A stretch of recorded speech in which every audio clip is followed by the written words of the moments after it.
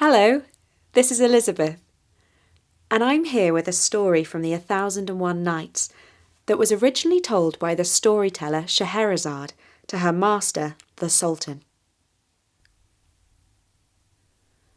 Long ago, in the city of Baghdad, there lived a man named Sinbad the Hamal. He made his living by lugging around heavy objects on his head. In short, he was a porter, as hard-working as he was poor.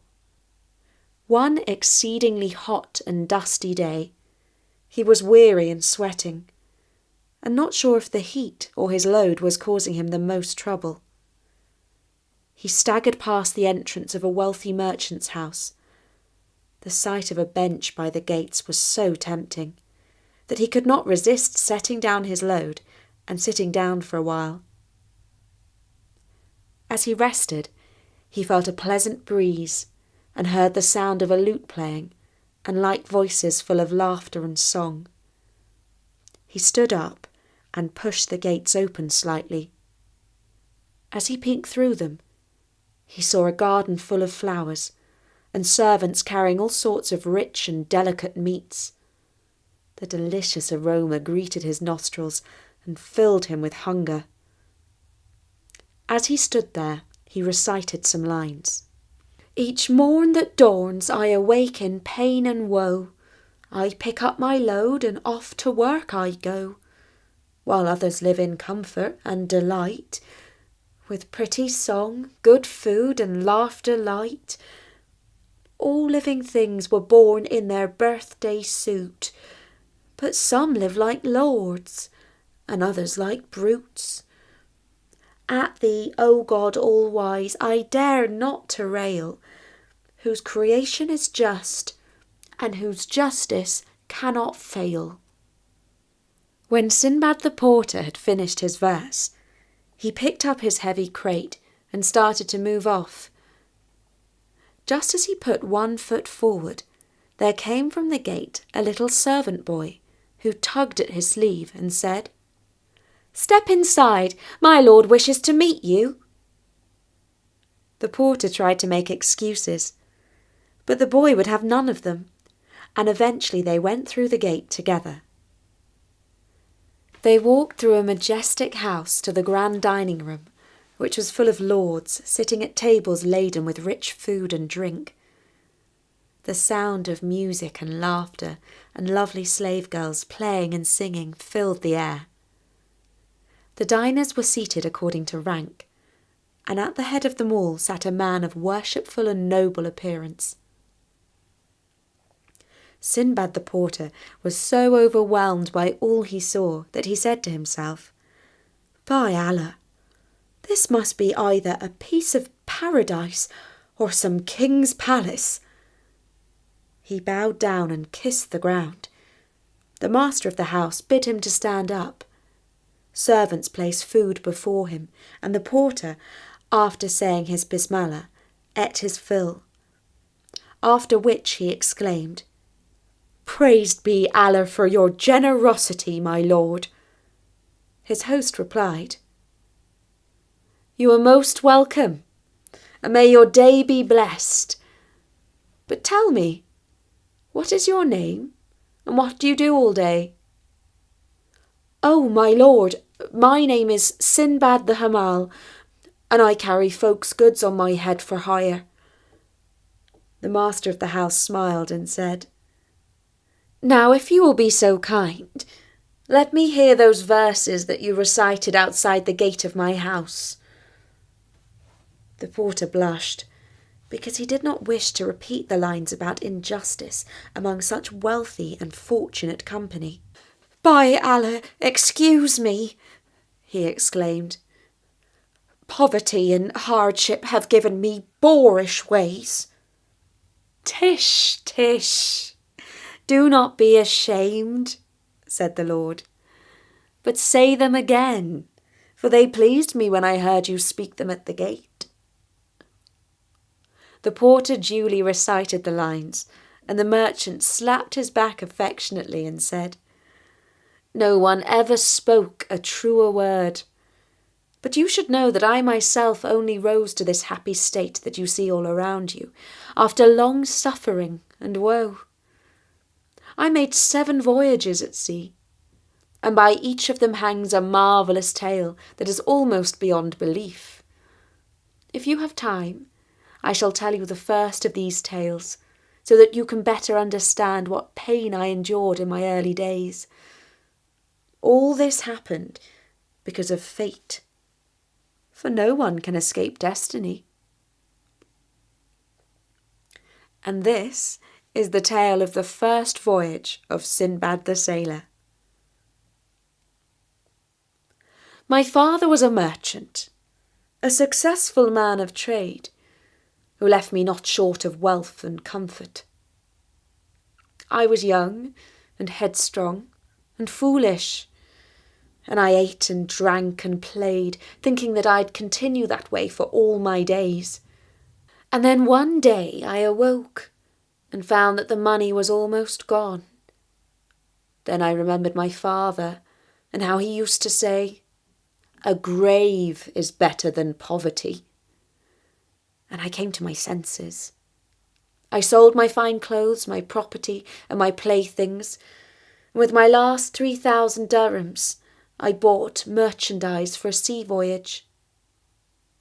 As I boarded the ship with my fellow merchants, I said out loud the lines, "He who seeks fame without toil and strife, the impossible seeks and wastes his life." We set sail for Basra, the city whose name means where many ways come together. We journeyed for many days and nights, touching in at ports and islands. Everywhere we landed, we bought and sold, bartered and traded, increasing our wealth bit by bit.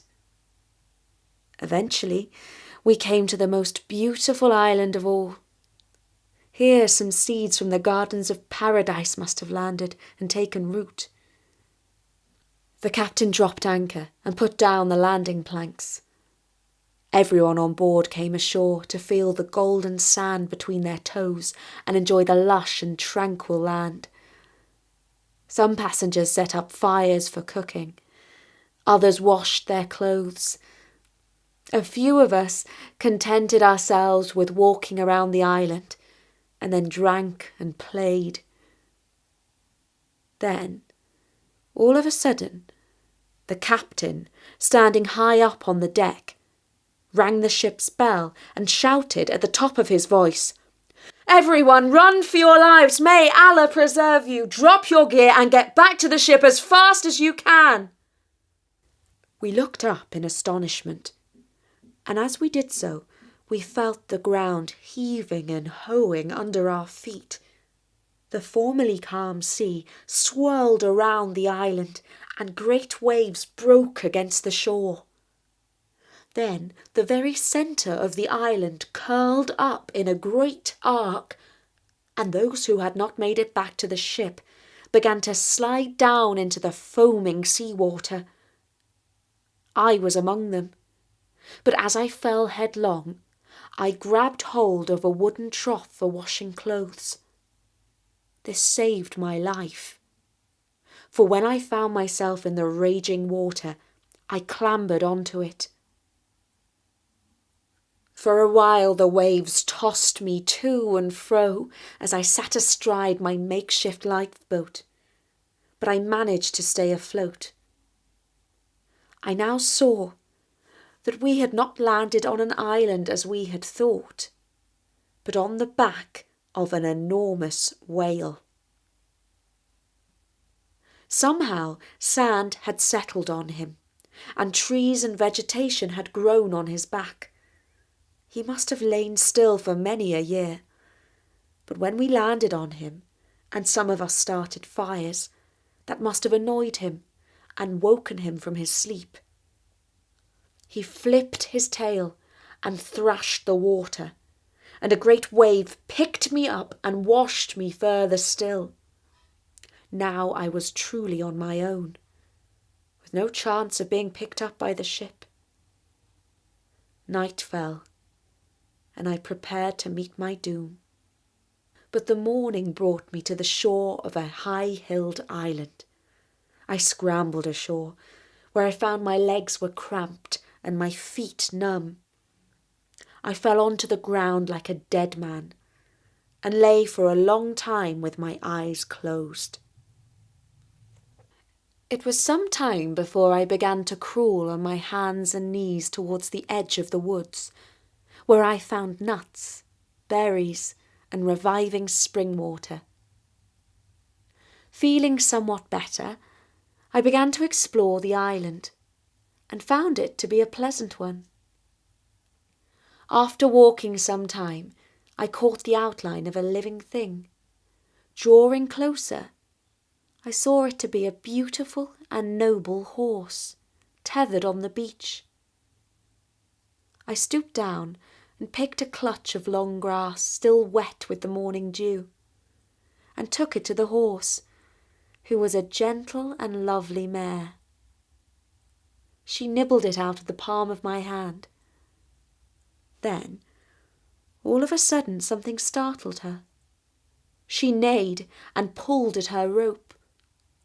Looking round, I saw emerging from the waves a giant horse, a white sea stallion, who was coming for the mare. I was as startled as the mare by this impossible creature, and I ran back to the cover of the woods.